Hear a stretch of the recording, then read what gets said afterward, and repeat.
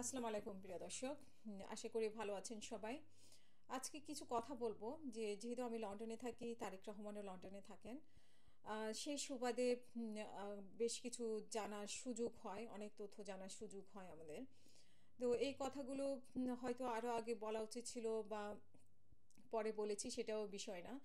কিন্তু ওনার আশেপাশে কারা আছে, ওনাকে ঘিরে কারা আছে, ওনার আশেপাশে কারা থাকার কথা ছিল, ওনার আশেপাশে যারা থাকার কথা ছিল তারা ওনার আশেপাশে নেই। ওনার আশেপাশে যারা আছে, আমি বলবো না সবাই অযোগ্য অদক্ষ, তবে ম্যাক্সিমাম হচ্ছে অযোগ্য অদক্ষ।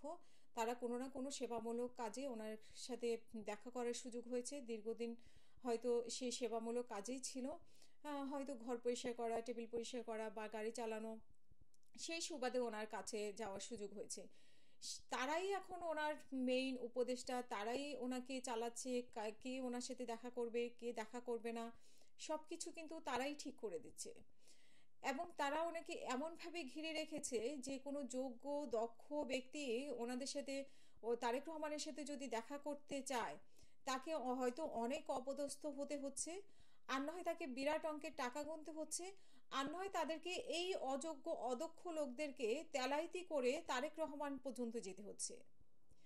কথা হচ্ছে, তারেক রহমান কি এগুলো বোঝেন না, নাকি না বুঝেও চুপ করে থাকেন? এখন এইটা তারেক রহমান নিজেই বলতে পারবেন যে তারেক রহমান এটা বুঝেন কি বুঝেন না। যার জন্য অনেক যোগ্য ব্যক্তি, অনেক জ্ঞানী ব্যক্তি তারেক রহমানের আশেপাশে যেতে পারেন না। এই ওনার যে আশেপাশের এই লোকগুলো আছে যারা ওনাকে ঘিরে রেখেছে, তারা ওনাকে আসলে একরকম জিম্মি করে রেখেছে। যেমন জিম্মি করে রাখে, তারা অন্যরা যারা দেখা করতে যায়, বড় বড় নেতারা বা ছোট নেতাই বলি, ত্যাগী নেতারা, তাদেরকেও এরা জিম্মি করে রাখে। কারণ জিম্মি করা হয় এদের চামচামি করতে হবে, না হয় বড় অঙ্কের টাকা দিতে হবে, এবং কোনো না কোনোভাবে এদেরকে খুশি করতে হবে, তারপরে তারেক রহমানের সাথে দেখা করতে পারবে। মানে অনেকগুলো স্টেপ পার হয়ে তারেক রহমানের দেখা পাবে। এই জন্য দেখা যায় যে অনেক অদক্ষ, মানে অনেক যোগ্য ব্যক্তি এসেও এবং অনেক বড় নেতা এসেও অপদস্থ হয়ে ফেরত যেতে হয়, কারণ নিজেদের একটা আত্মসম্মান বোধ আছে। তারেক রহমান হয়তো এদের বলয়ের মধ্যে থাকতে পছন্দ করেন, কিন্তু সেই বড় নেতাদের তো আত্মসম্মান বোধ আছে, ত্যাগী নেতাদের তো আত্মসম্মান বোধ আছে, যারা সারা জীবন দলের জন্য ত্যাগ করেছেন, দলের জন্য অনেক কিছু স্বীকার করেছেন, জেল জুলুম অনেক কিছু স্বীকার করেছেন। তারা কেন এই যে আহ, আমি বলবো যে এই যে একসময় কামলা শ্রেণীর লোকরা এখন তারেক রহমানের উপদেষ্টা হিসেবে কাজ করছে, এই ব্যক্তিগুলোর কাছে তারা কেন ছোট হবে? তাদেরও তো আত্মসম্মান বোধ আছে। তারেক রহমান না হয়ে এদেরকে নিয়ে চলতে পছন্দ করেন, কিন্তু অনেক দক্ষ যোগ্য ব্যক্তিরা এদের চামচামি করবে, এদের দয়ায় তারেক রহমানের সাথে দেখা করবে, এটাকে কোনোভাবে ভালোভাবে নিতে পারে না, এবং তাদের আত্মসম্মানের লাগে। এটা কিন্তু তারেক রহমানের বোঝা উচিত ছিল, জানা উচিত ছিল। আমি জানি না উনি জানেন কিনা, উনি বোঝেন কিনা। আরেকটি বিষয় হচ্ছে যে যে ত্যাগী নেতারা যে আপনি 15 বছর যারা ত্যাগী, জেল জুলুম বিভিন্ন ধরনের অত্যাচার সহ্য করেছে। আমরা নিশ্চয়ই 28শে অক্টোবরের আগে, 2023 সালে 28শে অক্টোবরের আগে বিভিন্ন জনসমাবেশ হয়েছে। সেখানে পায়ে হেঁটে এসেছে, দিনের পর দিন তারা তাঁবুতে ঘুমিয়েছে, অনেক কষ্ট করে তারা সমাবেশে এসেছে। সেই নেতাগুলো এখন কোথায়? তারা কি ভালো আছে? তারা কি খেতে পাচ্ছে? সেই নেতাদের কি কেউ খবর নিচ্ছে? যারা 5ই আগস্টের পরে কোটি কোটি টাকা বানিয়েছেন দেশে থেকে অথবা দেশের বাইরে থেকে, তারা এই ত্যাগী নেতাদের খবর নেন নাই। তারা কিভাবে আছে, কিভাবে দিন পার করছে, তারা নিজেদের অবস্থানকে পরিবর্তন করতে পেরেছে কিনা। অথচ দলের নেতাদের কিন্তু বেশ ভালো, মানে পরিবর্তন হয়েছে। মানে ছিল এখানে, আর এখন আকাশের দিকে তাকাচ্ছে, নিচে তাকানোর মতো সময় নেই। আর যারা দেশের বাইরে ছিল তারা দেশে চলে গেছে, কারণ দেশে এখন মধু আছে। সেই মধুর সন্ধানে বেশিরভাগ নেতা চলে গেছে। আর যারা ত্যাগী এবং আন্দোলনের সময়ও যারা ত্যাগ স্বীকার করেছে, যারা সামনের সারিতে তো অন্য নেতারা ছিল, যাই হোক, মানে বৈষম্য বিরোধী, কিন্তু ওদের পেছনে থেকে যারা সাহস জুগিয়েছে, যারা কাজ করেছে, তাদের এখন আর খবর নেই। ঠিক আছে, তাদের কোনো খবর নেই। তারা কোথায় আছে, কিভাবে আছে, তারা খেতে পাচ্ছে কি পাচ্ছে না, তারা কোনো জায়গা পেয়েছে কিনা। 5ই আগস্টের পরে অনেকের ভাগ্য পরিবর্তন হয়েছে, দেশে এবং দেশের বাইরে। দেশ থেকে তো সবাই চলে গেছে, আগে বললাম যে মধুর সন্ধানে গিয়েছে বাংলাদেশে। দেশে সবার পরিবর্তন হয়ে গেছে। আজকে কেন এই ডাকসুতে বা জাকসুতে বা অন্য অন্য ইয়েতে ভরাডুবি?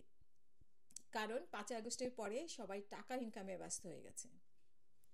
ঠিক আছে, টাকা ইনকামে ব্যস্ত হয়ে গেছে, তাদের আদর্শ থেকে সরে গিয়েছে এবং ত্যাগী নেতাদের কথা ভুলে গেছে, বা নিজেরাও হয়তো অনেক ত্যাগ স্বীকার করেছেন, সেই কথাটাও ভুলে গেছেন। ভুলে গিয়ে তারা টাকার মেশিন বানানো, মানে তারা টাকার মেশিনের সন্ধানে ঘুরেছেন বা টাকার মেশিন বানিয়েছেন, কোটি কোটি টাকার মালিক হয়েছেন। ঠিক আছে, তো যার জন্য আজকে এই পতনটা দরকার ছিল। কারণ তারা চোখে অন্ধকার দেখছিল এবং একটা অহংকার তৈরি হয়েছিল যে আমাদেরকে কেউ আর পরাজিত করতে পারবে না, এই দেশ আমাদের। আওয়ামী লীগ চলে গেছে এবং মুক্তিযুদ্ধ বিরোধী শক্তি, জামাতের সেই শক্তি অর্জন হয়নি যে বিএনপিকে চ্যালেঞ্জ করার মতো। বিএনপিকে চ্যালেঞ্জ করার মতো শক্তি হয়েছে কি হয়নি, শিবির কিন্তু দেখিয়ে দিয়েছে। ঠিক আছে, কারণ শিবির বা জামাত তারাও নির্যাতিত ছিল, তবে বিএনপি হয়তো বেশি নির্যাতিত ছিল। এখন বলবেন যে শিবির আওয়ামী লীগের সাথে সুবিধা ভোগ করেছে, কারণ তাদের ওপেন রাজনীতি করার সুযোগ ছিল না। কিন্তু তারা যখন 5ই আগস্টে, তারা তখনও কাজ করেছে, তারা তখনও জনসেবামূলক কাজ করেছে আওয়ামী লীগের হয়ে। হয়তো বা তারা কি করেছে, অপরাধ করেছে কিনা সেটা কিন্তু অপরাধ করলেও পাশাপাশি তারা ওই কাজগুলোও করেছে, জনসেবামূলক কাজগুলোও করেছে। যেই কাজের ফল তারা ডাকসুতে পেয়েছে, জাকসুতে পেতে যাচ্ছে। ঠিক আছে, কিন্তু ছাত্রদল হয়তো আগে কাজ করার সুযোগ পায়নি, কিন্তু 5ই আগস্টের পরে অনেক সুযোগ এসেছে। কিন্তু 5ই আগস্টের পরে তাদের এত পরিবর্তন হয়েছে, যা তারা জনসেবামূলক বা মানুষের জনপ্রিয়তা, নিজেদের এত অহংকার চলে এসেছে এবং টাকা পয়সা নিয়ে, দখলদারিত্ব নিয়ে এত বেশি। হ্যাঁ, দখলদারিত্ব জামাতও করছে, শিবির করছে কিনা আমার সেরকম জানা নেই, বাট জামাতও করেছে, বিএনপিও করছে। বিএনপি যদিও বলছে যে দখলদারিত্ব হচ্ছে, যে আগে দখলটা হাতছাড়া হচ্ছে, এখন সেটা নিয়ে নিচ্ছে। কিন্তু পাশাপাশি বিএনপি অহংকারে এবং দখলদারিতে ব্যস্ত ছিল। ঠিক আছে, এবং টাকা পয়সা ইনকামে ব্যস্ত হয়ে পড়েছে। কে কোথায় কাকে প্রমোশন দিবে, কোথায় বসাবে, কি করবে না করবে, কার থেকে কত টাকা নেবে, এগুলো নিয়ে বেশি ব্যস্ত হয়ে গেছে। সেই ক্ষেত্রে জামাত নিজেদের অবস্থান শক্ত করে ফেলেছে এবং যেখানে যেখানে জামাত খেলেছে বুদ্ধি দিয়ে, আর বিএনপি নিজের অহংকার দিয়ে নিজের জায়গা তৈরি করতে চেয়েছে। একটা জিনিস খুবই অবাক হওয়ার মতো, এখন দেখি যে তারেক রহমানের বাসে চড়া ছবি, তারপরে তারেক রহমান বিড়ালকে আদর করছে, তারপরে তারেক রহমানের ছেঁড়া বেল্ট, এগুলা মানে এগুলা প্রচারে খুব প্রচার প্রসার পাচ্ছে। এগুলা দিয়ে কি আসলে বিএনপি কি প্রমাণ করতে যাচ্ছে? যারা চামচা শ্রেণীর এই ছবিগুলো তো তারাই তুলছে। তো তারেক রহমান কাদেরকে জায়গা দেবেন ওনারা আশেপাশে? চামচা শ্রেণীর লোকজনকে রাখবেন, নাকি যাদের থেকে উনি প্রোডাক্টিভ কোনো কিছু পাবেন? এবং ওনার আশেপাশে আসলে শুরুতেই আমি বলেছিলাম যে ওনার আশেপাশে আমরা চিন্তা করেছিলাম যে বিজ্ঞ জ্ঞানী এইসব ব্যক্তিদের, মানে কথা শুনে মানুষ মুগ্ধ হয়ে যাবে, তাদের কাজ দেখে মুগ্ধ হয়ে যাবে, এরকম কিছু লোকজন থাকবে।